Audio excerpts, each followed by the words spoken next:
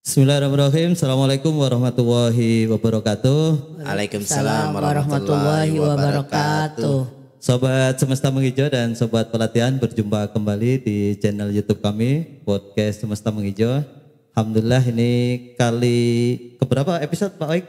Ya mungkin ke-60. Ke-60 ya. Ya mudah-mudahan 60 itu hitungan yang benar ya. Karena kita campur-campur dengan kegiatan lainnya. Ya, karena kegiatan yang sifatnya live streaming. Ya, live streaming juga kita hitung. Kita hitung. Ya. Alhamdulillah, ini kali ke-60 episode dan di bulan September ini saya rasa ini 1 tahun Pak Oik. Ya, mungkin tepatnya hari Jumat nanti ya. 1 tahun kita berpodcast Ria ya. Berpodcast Ria. Jadi seingat saya 13 September tahun lalu kita mulai tayang perdana. Ya. Mulai tayang perdana. Berarti syukuran ini dong. Syukuran. Ya disyukuri aja. Ya, Alhamdulillah. Berjalan setahun ini. Berjalan setahun. Baik Sobat Semesta Menghijau dan Sobat Pelatihan, kali ini kita akan ngobrol nih dengan Bu Dr. Maisarah MPD. Ini beliau juga salah satu narasumber paten ya. Ya, di pelatihan apa? Beliau sudah ketiga kali nih jadi narsum ya.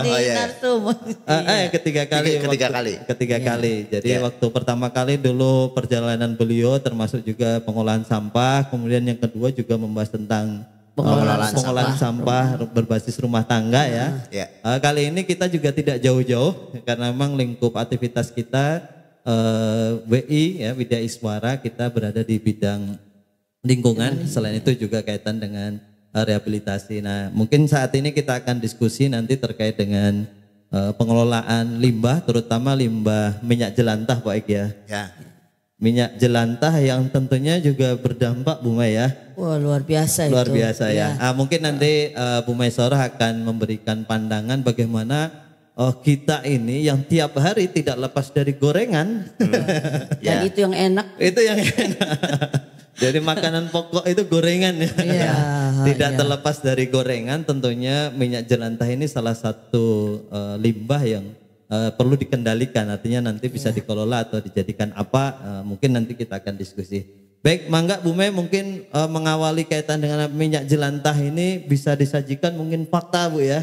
Di Indonesia seperti apa, terus kemungkinan nanti dampaknya itu bagaimana. Mangga Bu Dr. Maisarah. Baik, makasih. Assalamualaikum warahmatullahi wabarakatuh. Waalaikumsalam warahmatullahi wabarakatuh. Ya, senang sekali nih diminta oleh kedua ahli podcast kita ini ya menjadi narasumber yang memang tidak jauh materinya dari kehidupan kita sehari-hari, yaitu berkaitan dengan sampah. Ya. Kayaknya saya ngomong sampah melulu nih ya. Jadi ahli sampah. Jadi ahli sampah ya. Baik. Untuk kali ini memang saya akan menyampaikan tentang minyak jelantah yang mungkin pasti ya, dari kita mulai mata kita terbuka sampai mata kita tertutup, nggak jauh dari namanya kata gorengan. Entah itu kerupuk, keripik, kacang, bakwan, favorit semua. Goreng tempe ya. Favorit. Sampai oleh-oleh pun di setiap daerah pasti itu gorengan. Nah ini udah satu bagian dari kehidupan kita nih ya, terutama orang Indonesia yang hobi makan kriuk-kriuk. Malah sekarang ternyata dengan banyaknya gorengan itu muncul masalah, yaitu limbah dari minyak goreng ini ya. Bagaimana kebiasaan saya juga sebagai ibu rumah tangga itu kan, ketika menggunakan minyak goreng itu, kalau sudah hitam itu kan kita buang. Saya rasa bukan saya aja, hampir semua orang pasti begitu. Bahkan sebelum hitam juga udah banyak yang dibuang. Kalau tak bilangnya sih karena kesehatan, tapi kita sebenarnya memindahkan masalah dari dapur kita ke masalah yang lain. Gitu. Jadi apa sih Pak itu sebenarnya minyak jelantah? Minyak jelantah itu kan minyak bekas pakai, Di mana biasanya itu kita sekarang Indonesia terutama itu minyak sawit. Minyak sawit. Memang berdasarkan data dari Biro Pusat Statistik ya yang mengatakan bahwa orang Indonesia itu mengkonsumsi 2,66 juta ton per tahun. Per tahun. Lumayan banyak ya. Tuh. Ya. Saya tadi sampai ngitung nolnya ya. 2,66 juta ton per tahun pada tahun 2023. Itu. Sedangkan kalau dihitung per kapitanya sih sebenarnya 6,56 kilogram kapita per tahun. Jadi walaupun saya tidak meminimalkan penggunaan minyak goreng, tetapi tetap ternyata kita termasuk banyak. Ya, termasuk banyak. Dan dari konsumsi Indonesia yang 2,66 juta ton per tahun itu produksi minyak jelantahnya itu 200.000 ton, coba. Per tahun. Iya. Sebanyak apa itu coba minyak jelantah. Artinya kalau pendekatan ke masyarakat ya, artinya kebutuhan per orang kan berarti juga besar ya Bu ya. Besar, itu kan kalau misalkan kita hitung jumlah penduduk Indonesia berapa sekarang? Ya kalau 300 juta lah. 300 jutaan ya. Berarti per orang itu ya kebutuhan dalam satu tahun berarti 2,6 juta tadi. Di total itu. Jadi memang luar biasa banyak dan itu dampaknya memang saya sudah sangat rasakan ya. Walaupun mungkin saya secara tidak langsung ya. Contohnya saya di rumah. Ketika suatu saat kok saluran air saya mampet. Nah, itu. Iya, padahal rasa saya nggak pernah membuang minyak langsung glosor gitu ya. Ternyata ketika saya cuci piring ya, cuci panci yang ada minyaknya, dia kena sabun menggumpal dan itu salah satu penyebab. Kalau kena sabun mencair dulu, dia itu teraliri ke saluran air yang mencair karena dingin, dia jadi ngendap lagi. Jadi lilin. Jadi lilin. Iya. Itu persis yang pengalaman saya begitu. Sama ya Pak. Sama. Berarti masalah kita juga itu ya, bukan saya. Jadi yang repot itu pas mampetnya itu, ternyata karena gumpalan bekas lemak. Kalau lemak kena sabun memang dia jadi cair, tapi setelah masuk air kan dia kena dingin menggumpal. Padahal seolah-olah kita sudah filter ya. Artinya plastik nggak masuk. Iya. Plastik nggak masuk. Sampah-sampah makan juga nggak masuk. Tapi ternyata tadi dari minyak jelantah itu. Itu baru kita 2 dapur ya Pak. Iya. Belum dapurnya Pak Jainal ini. Nah ini Bu Mai, sebenarnya ini juga ya tentu minyak jelantah tadi kalau itu kan ngikuti kita buang di saluran ya. Itu kalau kita buang ke tanah kan juga mempengaruhi struktur unsur hara dalam tanah juga ya. Iya, otomatis lah. Jadi apalagi dia kan kalau minyak goreng kita lihat saja kalau dia dingin kan dia membeku ya. Otomatis pori-pori tanah itu nanti akan padat. Iya padat dan itu menghambat penyerapan air juga. Contohnya gampangnya gini aja Pak, kalau kita ke satu tanah ya, bekas tukang gorengan kan banyak nih ya. Nah kita lihat lah itu bekas dia gorengnya itu kan tanahnya licin ya. Air juga nggak menyerap langsung dan bisa jadi termasuk mungkin kita pas di situ kepleset. Nah itu salah satu dampak dari minyak goreng yang dibuang ke tanah langsung. Iya. Artinya memang ya sebenarnya keberadaan minyak tadi memang supporting kita karena gorengan ya. Iya. Tapi selain itu juga ada dampak lain ya. Nah mungkin ini juga Bu, kaitan dengan tadi. Tentunya minyak jelantah tadi juga sempat disinggung tadi. Kadang nggak hanya waktu masih bening ya, tapi sampai hitam gitu ya. Wah itu yang namanya karsinogenik. Karsinogenik. Jadi sangat membahayakan. Sangat membahayakan dan ini memang pengalaman pribadi ya Pak ya. Ketika di antara keluarga saya itu sampai yang makan tadi hitam-hitam itu salah satu pencetus kanker ternyata Pak. Penyebab ya. Penyebab salah satu pencetus kan makin enak kan biasanya makin gosong ya, makin gosong. Dari banyak macam bumbu. Gitu. Tapi kita sadar secara tidak sadar kita sebenarnya memasukkan sumber ya penyebab penyakit yang lebih besar lagi. Nah tentunya itu ya butuh gimana supaya minyak jelantah yang tadi misalkan sampai hitam menyebabkan penyakit, kalau dibuang juga tadi menyebabkan pencemaran, masalah baru. Ya. Nah tentunya ada solusi-solusinya Bu ya, tadi termasuk pengelolaan minyak jelantah. Nah dari pengolahan sendiri seperti apa Bu ini?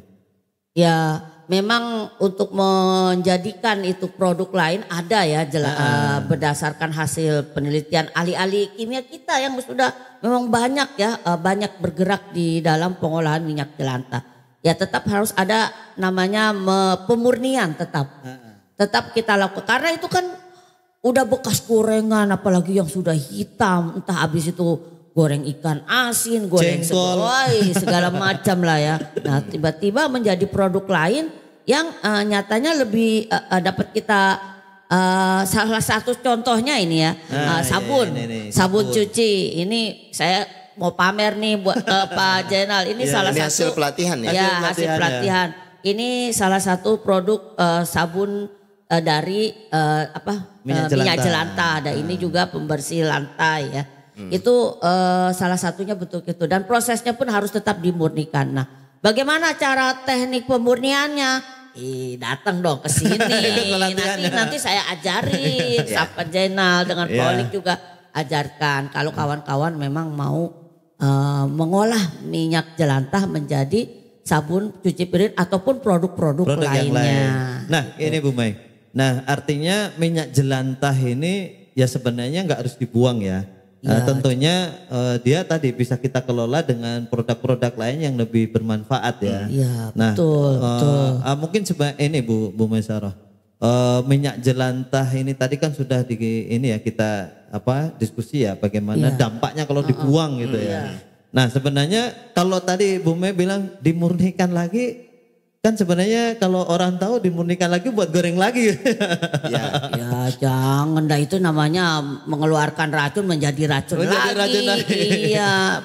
Jadi kan hari gini kita semua yang memiliki digaung-gaungkan memiliki hidup dengan gaya hidup ramah lingkungan.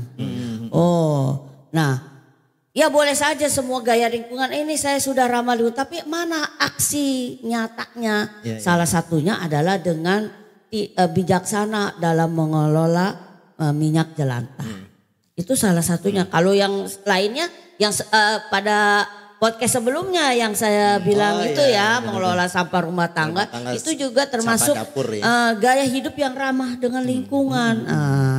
Nah memang kan sampah dapur kan ada yang sampah sisa dapur, SOD dan juga sampah sisa-sisa tanaman dan ini adalah sampah dari minyak goreng.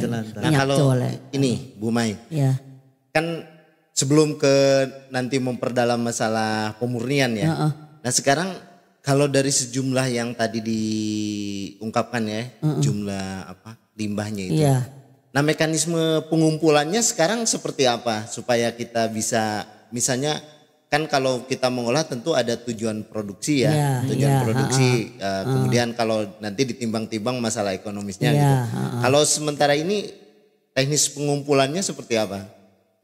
Ya baik, jadi kebetulan kami di sini ya, saya dengan Pak Jenal sebenarnya nih ya menginisiasi satu bank sampah. Salah satunya sampah yang kita kumpulkan adalah minyak jelantah. Nah minyak jelantah itu dari mana? Ya dari para nasabah bank sampah juga, yaitu mereka mengumpulkan di rumah. Jadi setiap habis masak dan minyaknya itu kalau bisa jangan sampai hitam lah ya.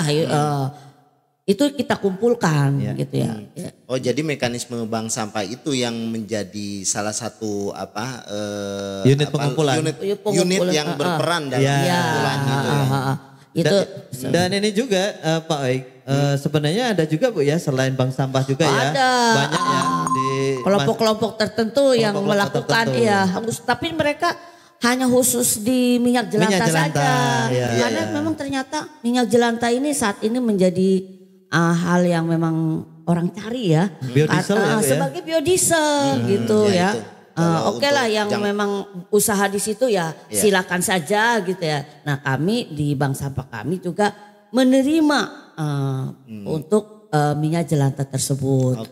Makanya himbauan kepada ibu-ibu nih terutama nih karena ini berkaitan dengan dapur Pak. Dapur nih ibu rumah tangga. Jadi peran ibu-ibu sangat penting. Sangat penting. Luar biasa. Faktor kunci itu. Faktor kunci dia mengumpulkan minyak jelantahnya ya. Di botol yang memang ya sudah kita kumpulkan lah ya.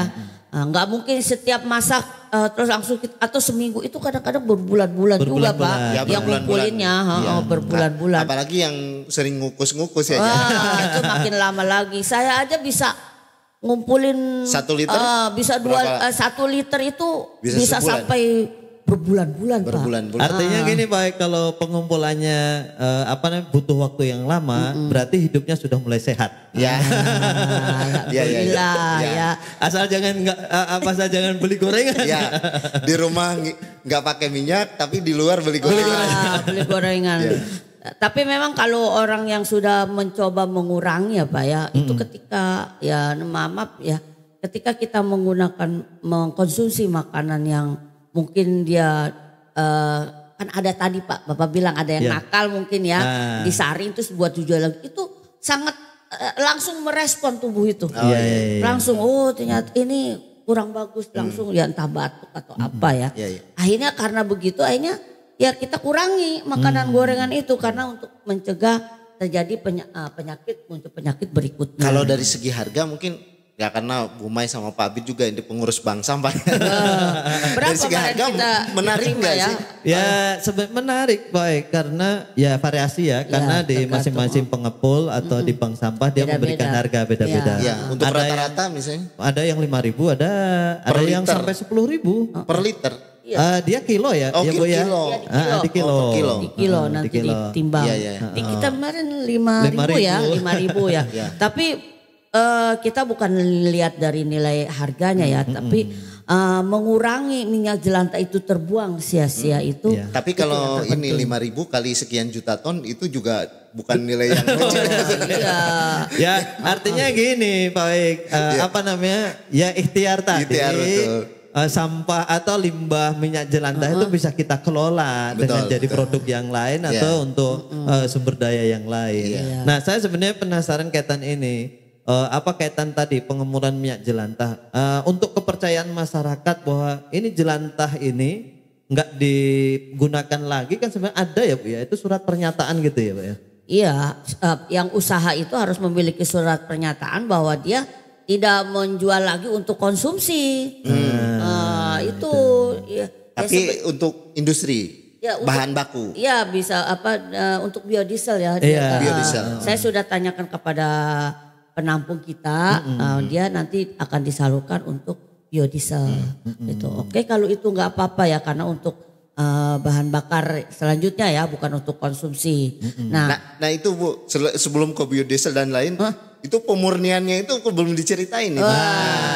Ini kayaknya Pak Holik pengen tahu banget ini, tahu banget apa tahu aja gitu. Harus ikut pelatihan. Harus ikut pelatihan. Terus terang saya belum banyak mengenal. Jadi kita murnikan biasanya itu dengan namanya arang aktif Pak. Arang aktif.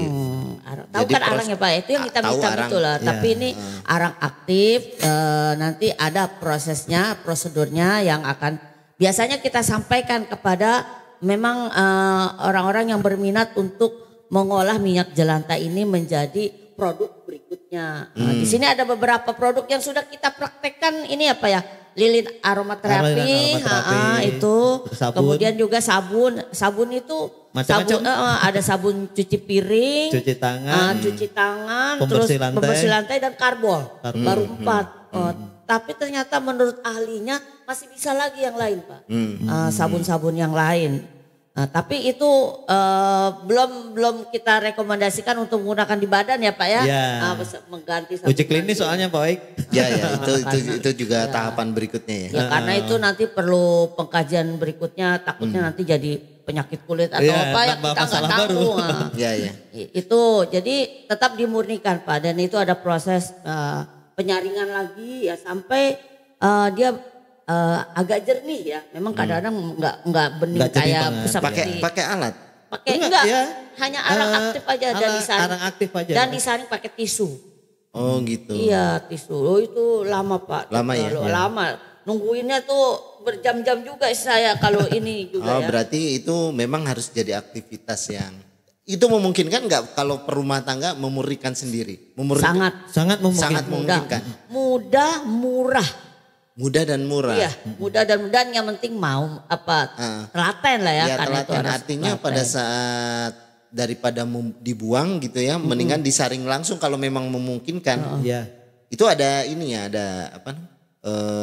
Semacam wadah konstruksinya apa untuk nggak ada. Ya, biasa. Hanya paling ini Bu Maya, kalau ya sempat ngikuti kan Bu ya. Maksudnya kan nanti setelah tadi pemurnian kan nanti ada proses selanjutnya Pak Eik. Terus pemurnian juga ya nggak harus maksudnya bukan hanya dicemplungin aja, pakai arang aktif, diaduk di atas kompor hangat, dihangatkan bukan dididihkan. Biar nggak gumpal ya. Dia hanya jadi supaya kotorannya mengendap. Nanti mengendap, nanti habis kalau sudah mengendap kan dia terserap oleh arang aktif itu ya, itunya yang kotor-kotornya nanti kita saring lagi, yaitu dengan tisu. Nah itu nanti yang halus-halus, yang hitam-hitam halusnya itu akan tersaring. Terus habis itu baru proses ya Bu ya? Baru proses pembuatan sabun. Nah nanti yang di sepengetahuan saya nih ya, waktu ikut Bume dulu ya kita belajar bareng.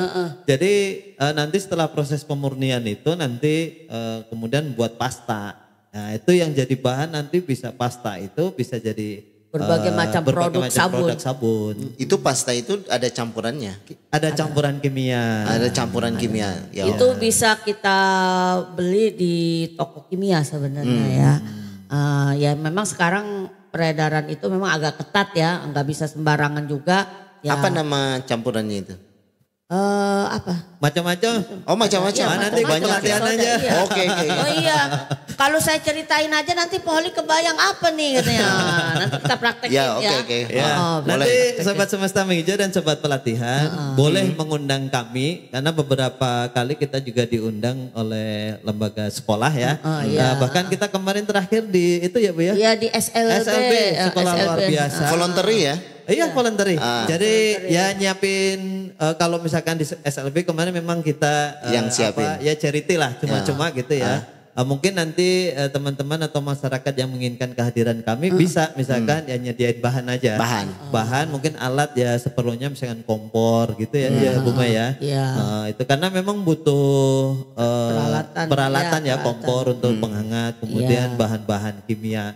Tadi ini Pak Eik, karena bahan kimia Bu ya dia suka ngambek. Kalau kurang jadinya berbeda, kalau kelebihan dia jadinya berbeda. Makanya harus ditimbang pas dengan timbangan. Ada takarannya ya. Iya ada takarannya dan takarannya pun harus tepat ya. Karena nanti kalau tadi kata Pak Jainal ngambek tadi ya, kebanyakan jadinya malah nggak jadi sabun ya, seperti itu. Contoh misalkan kita waktu nyampur zat kimia Bu ya, mungkin kalau baru pertama kali yang apa ya NaOH kali ya, dicampur dengan air langsung gitu kan bunyi kan kalau kalau natrium masuk di air itu kan langsung kan kaget kalau orang belum ngerti atau mungkin wadah yang digunakan gitu ya, kan bisa berdampak. Nah, ada prosedurnya. Ini Bu Mei, kaitan tadi kita kan sudah mungkin secara teknis bisa ya tadi pelatihan atau apa nanti bisa mengundang kami juga. Nah, kan tadi kalau Bu Mei di waktu pengantar bahwa minyak yang kita gunakan faktanya sangat besar gitu ya. Nah, sebenarnya motivasi apa gitu ya bagi masyarakat supaya dia itu lebih perhatian lah terhadap limbah-limbah rumah tangga gitu. Mungkin ada gimana motivasinya gitu? Ya pertama motivasinya yang jelas tadi ya dampak negatif dari minyak jelantah yang kita buang secara sembarangan itu sangat berpengaruh nyata ya. Sangat berpengaruh nyata terutama dalam selain tidak sehat terhadap lingkungan juga tidak sehat di dalam diri kita. Nah itu yang pertama. Yang kedua adalah apa motivasi kita untuk membuka minyak jelantah? Ya, kalau kita ingin membuat produk-produk ini ya bukan sekedar menghasilkan ada uang ya kita ini kan ya kita buat gitu. Tetapi kita bisa melakukan tindakan sosial lain melalui minyak itu. Minyak jelantah yang sudah kita proses menjadi sabun. Misalnya Pak, kita akan menyumbang untuk ke masjid ya. Cairan pel. Itu bisa kita bikin pembersih lantai itu kita bisa bikin dari minyak jelantah. Kan modalnya hanya beli bahan-bahan itu ternyata nggak mahal juga ya Pak. Iya. Bisa. Itu sedikit nggak terlalu banyak sebenarnya Pak. Iya. Itu. Nah itu bisa kita gerakan sosial kita misalnya memberikan bantuan sabun-sabun apel ataupun karbol untuk yayasan-yayasan atau rumah-rumah. Ada yang bilang rumah kucing ya Pak ya, dibilang ya. Sampo kucing. Buat sampo kucing. Kan kalau sampo kucing nggak apa-apa. Bukan sampo kita Pak, sampo kucing. Itu dari minyak jelantah. Nah ini menarik Pak Ik, karena memang ya artinya tadi bahwa limbah pasti kan berdampak ya. Tapi begitu itu bisa bermanfaat dengan yang lebih lebih lagi luas, gitu, lebih luas lagi itu luar biasa gitu ya. Dan saya rasa perlu juga Bu ya kita kayaknya bikin komunitas ya. Iya, boleh lah Pak. Itu kita menjadi gerakan kita bersama. Sementara ini kan masih jadi gerakan saya dengan Pak Zainal aja. Maksudnya untuk lingkup kita ya. Iya, harapannya nanti menjadi gerakan bersama ya. Kita bisa sumbangkan misalnya kepada masjid. Benar-benar. Ataupun kalau mau dijual Pak, bisa saja ke lingkungan kita. Tapi yang jelas kan harganya nggak seperti yang di toko. Iya, murah sekali. Mungkin seperti ini hanya dijual 5.000 atau 7.000. Kalau di luar kan udah 15.000. Hanya ganti kantongnya saja atau sedikit bahan kimia ya Pak ya. Nah, itu bisa dan itu tapi jangan bermerek ya Pak ya. Nanti Bapak kena hak apa namanya tuh yang kalau hak cipta. Atau peredarannya juga belum boleh gitu ya. Nggak boleh juga, hanya penting antar kita saja itu bisa. Ya seperti mungkin kalau gerakannya mau dimulai di kantor ini ya mungkin sebagai pengganti cuci piring di sini ya kantor bisa itu sebagai kampanye gerakan. Ini kita rencana juga ini ya, kemarin kita kan belum intensif untuk membuat karena memang limbah mijel yang masuk ke kita kasih kita jual ke pengumpul untuk bantu desa. Mungkin nanti ke depan kita akan olah lagi itu ya. Kita olah dan bisa juga jadi door prize Bu Maya. Jadi siapa yang menimbang terbesar kan. Jadi hadiahnya sabun cuci tangan dari mijel. Untuk menarik inilah semangat gitu ya, bangun semangat, menarik simpati teman-teman untuk terus nabung gitu ya. Ada lagi Pak Ik? Kalau ini kaitannya dengan sirkular ekonomi ya. Nah itu arahannya kalau misalnya terkait dengan produksinya sudah banyak, besar gitu. Tahapan berikutnya sudah ada terpikir nggak dalam lintasan pikiran? Untuk misalnya tadi lah untuk distribusi misalnya pemberian merek dan seterusnya. Itu gimana Bu Mai? Kalau yang secara kita sudah beri merek mungkin belum terpikir ya Pak ya. Karena itu nanti harus uji lab segala macam kan berapa biaya yang kita keluarkan ya seperti itu ya.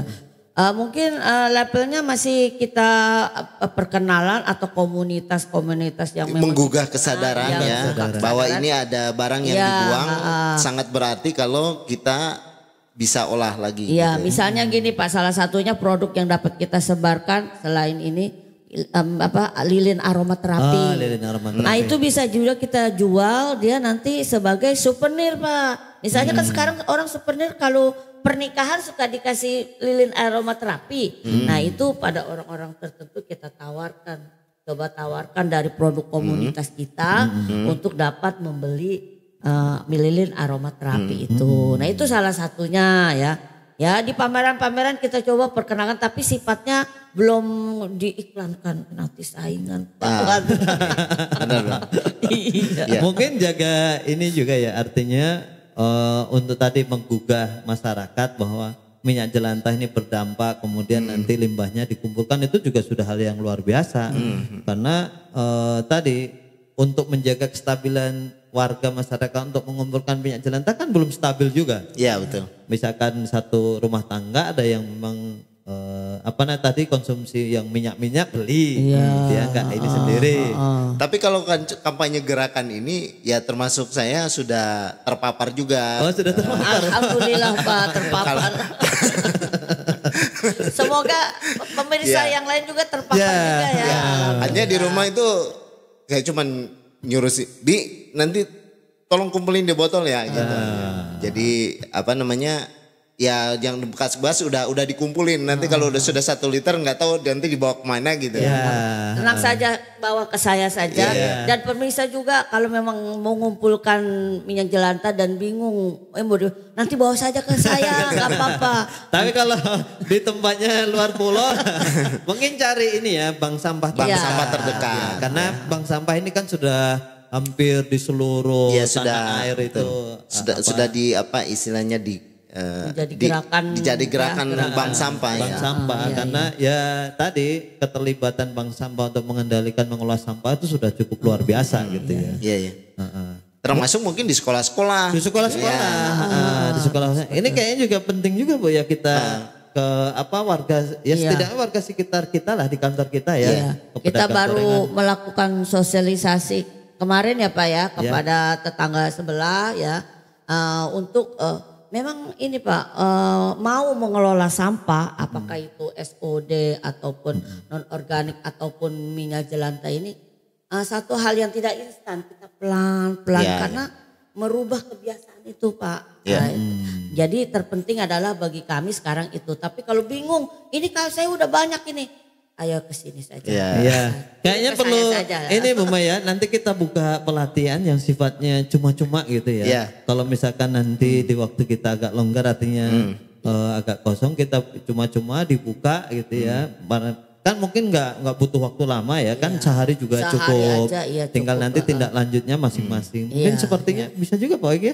Atau dibikin online dulu pelatihannya. Nanti kalau banyak yang tertarik baru offline gitu. Itu menarik juga. Itu kita mungkin di saluran ini kita bisa bikin. Nanti kita coba live streaming gitu ya. Kita demo. Kalau banyak yang tertarik ya baru kita offline. Nanti kita rancang lah bagaimana metode pelatihan seperti itu secara online dan teman-teman di seberang sana bisa mengikuti. Bisa diinikan. Bisa diinisiasi ya. Baik Sobat Semesta Menghijau dan Sobat Pelatihan, meskipun ini tidak lama gitu ya. Tapi ini hal yang luar biasa Bu Maya. Kaitan dengan sampah limbah yang ada di sekitar kita baik rumah tangga maupun di masyarakat. Tentunya kita sebagai manusia yang hidup di alam ini dalam banget ya. Tentunya kita juga berhati-hati terhadap usia, waktu dan kesempatan kita bagaimana kepedulian kita terhadap lingkungan harus lebih terjaga gitu ya. Mungkin ada pesan dan lain-lain Bu Meh? Ya sementara saya hanya ingin menyampaikan bahwa kita bijaklah dengan lingkungan kita ya. Tanggung jawab kita dengan apa yang sudah kita berikan kepada lingkungan kita. Karena kalau kita tidak bijaksana dengan lingkungan kita, tentu saja ya tinggal lingkungan juga tidak akan bijak juga ke kita nanti Pak. Dan bentuknya itu tidak terbayangkan ya. Mudah-mudahan itu tidak terjadi. Ini ya, saya ingat dulu bumi ini dia akan menyeimbangkan dengan cara sendiri gitu ya. Kalau dia terlalu bebannya berat mungkin dia caranya akan mengembalikan menyeimbangkan sendiri gitu ya. Ada lagi Pak Aik? Kira-kira cukup ya? Mudah-mudahan Sobat Semesta dan Sobat Pelatihan kita ini salah satu juga promosi pelatihan bagi yang berminat. untuk pengelolaan sampah terutama minyak jelantah. Ini di antara produk-produk yang sudah dilakukan Bu Maya. Iya. Sudah dilakukan dan berapa lokasi yang sudah pernah kita ini Bu ya? Sementara udah 3. Ya.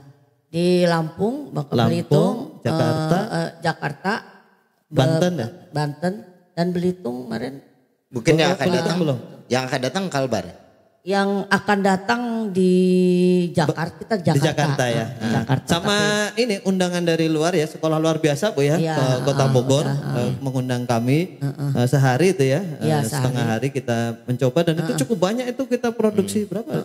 Ada sampai 10 liter. 10 liter ya, itu 30 anak-anak bisa kebagi. Jadi, saya membayangkan waktu itu SLB siswanya dengan berbagai macam keterbatasan. Alhamdulillah Bu ya. Mungkin sebelum penutupan deh, mungkin diceritain pengalaman ngisi itu. Iya, mereka antusias ya dengan berbagai macam-macam kekurangan, tapi tidak mengurangi ternyata semangat mereka untuk tahu tentang cara membuat sampah minyak sabun dari minyak jelantah. Dan hasilnya itu beberapa yang dipasang di tempat cuci piring, cuci tangan mereka. Iya, jadi sebelum masuk kelas kan mereka ada yang cuci tangan. Dan dibagi-bagi juga ya? Iya, dan dibagi-bagi juga. Dan itu antusiasme orang tua juga. Orang tua luar biasa ya. Sekalian juga kita agak sedikit menggosok-gosok mereka biar mau untuk mengumpulkan minyak jelantah itu. Orang tuanya. Ya, dan ternyata ini ya Bu ya, meskipun dengan segala keterbatasan, kita itu ngedrive saja ya. Iya. Waktu itu ngedrive kasih tahapan begini, mereka yang melakukan ngaduk, yang mencampurkan, yang menimbang itu luar biasa saya rasa. Dan tentunya kita sebagai manusia yang diberi kesempurnaan, bukan sempurna ya, maksudnya dari secara fisik ya. Secara fisik, secara harusnya mental, jauh lebih bisa. Iya, harusnya jauh lebih bisa untuk mengelola minyak jelantah atau limbah ya. Baik, saya rasa itu mudah-mudahan nanti bisa kita laksanakan kegiatan-kegiatan lain dan juga podcast kita Pak Ek ya. Iya. Dengan berbagai tema. Ya. Berbagai tema tentang lingkungan hidup dan kehutanan. Baik di 1 tahun Semesta Menghijau, Sobat Pelatihan dan Sobat Semesta, mudah-mudahan kita semakin berkah waktunya untuk memberikan ilmu, pengetahuan dan pengalaman di lapangan. Cukup ya, semoga sehat selalu. Assalamualaikum warahmatullahi wabarakatuh. Waalaikumsalam warahmatullahi wabarakatuh. Terima kasih Bu Maisarah. Ya sama-sama, sukses ya. Amin. Amin.